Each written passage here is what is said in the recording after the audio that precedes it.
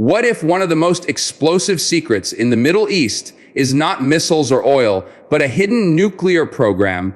Qatar has now broken its silence, demanding international oversight of Israel's nuclear facilities. This is not just about inspections. It could reshape the balance of power across the region. Stay tuned, because this story is bigger than you think. Hello everyone, welcome back to the channel. Today's topic takes us straight to the heart of one of the most controversial and sensitive debates in modern geopolitics: Israel's alleged nuclear arsenal. For decades, Israel has maintained a policy of deliberate ambiguity, neither confirming nor denying the existence of nuclear weapons. However, Qatar's recent push to place Israel's nuclear facilities under the supervision of the International Atomic Energy Agency, IAEA, has reignited global attention. This is not just another diplomatic statement.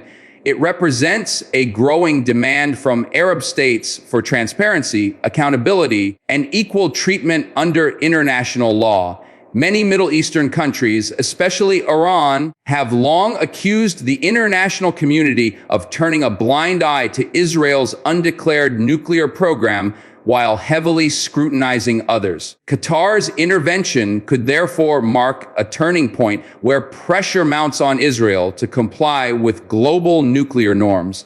In this video, we'll break down why Qatar has raised this demand now, what Israel's stance has been historically, how the international community is reacting, and most importantly, what this means for the fragile stability of the Middle East.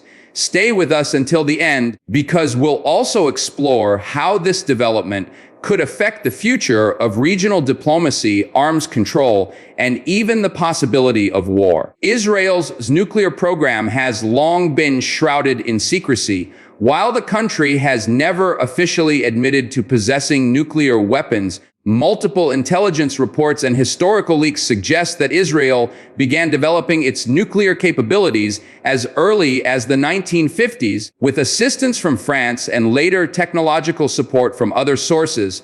By the late 1960s, it was widely believed that Israel had achieved a functional nuclear capability, even if it chose not to flaunt it publicly. The policy of nuclear opacity, or strategic ambiguity, has served Israel well in deterring potential adversaries while avoiding direct confrontation with the global non-proliferation regime. Unlike other nuclear powers, Israel has not signed the Nuclear Non-Proliferation Treaty (NPT), which requires member states to submit to IAEA inspections. This unique position allows Israel to develop and maintain its arsenal without international oversight, but it also creates significant resentment in the region. Many Arab states argue that this double standard undermines trust and stability, especially when countries like Iran face sanctions and isolation for their nuclear ambitions. Qatar's latest move highlights this imbalance and calls for a level playing field where no state can operate nuclear facilities in complete secrecy without international accountability. The historical context here is crucial because it explains why Qatar's demand is not just about Israel, but about the credibility of the entire global nuclear system. The timing of Qatar's statement is not coincidental. Over the past few years, the Middle East has witnessed unprecedented turmoil, from the Abraham Accords that normalized relations between Israel and several Arab states, to the ongoing rivalries involving Iran, Saudi Arabia, and Turkey.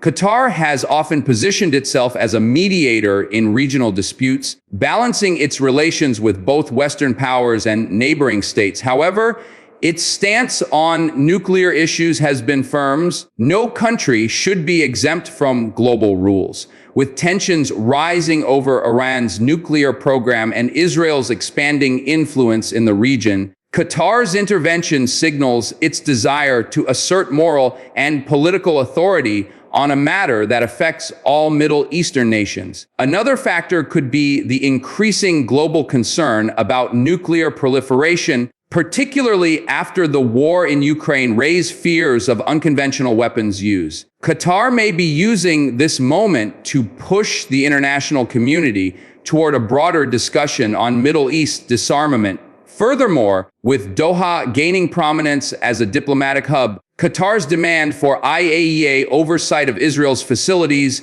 enhances its credibility as a responsible and principled actor on the world stage. This is not just rhetoric, it is a strategic move designed to elevate Qatar's influence while raising difficult questions about international double standards. Israel's position on nuclear transparency has remained remarkably consistent for decades: silence and ambiguity. The government has never confirmed or denied possessing nuclear weapons, maintaining that its policy of opacity strengthens deterrence without provoking an arms race.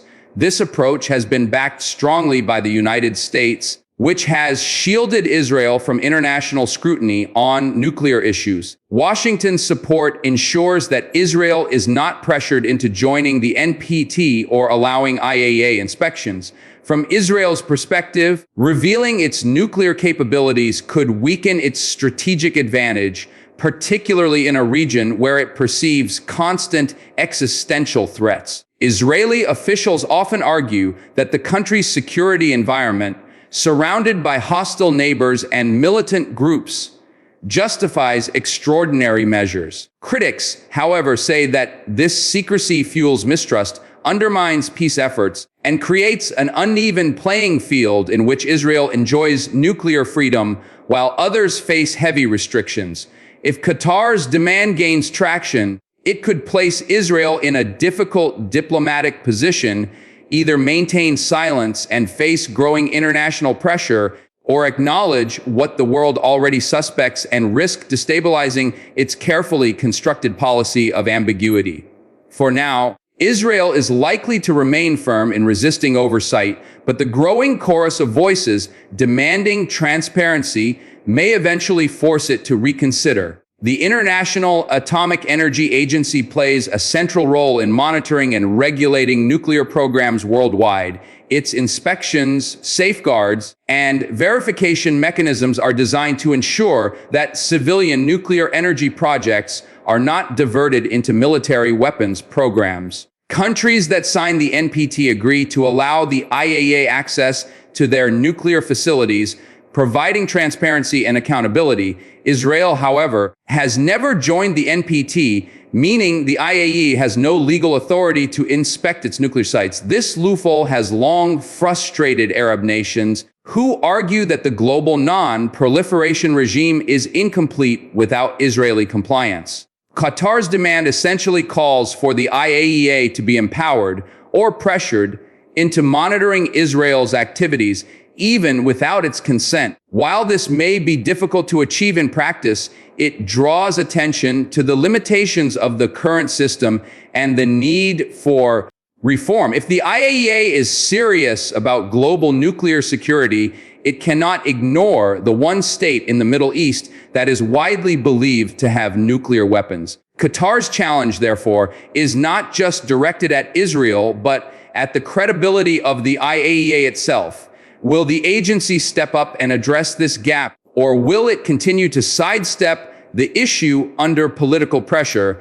Qatar's statement has already sparked debate across the Middle East. Countries like Iran and Syria have welcomed the move, seeing it as validation of their long-standing claims that Israel operates with nuclear impunity. Saudi Arabia, while more cautious, may also support greater scrutiny, particularly as it pursues its own nuclear energy program and wants to avoid being seen as subject to unfair rules.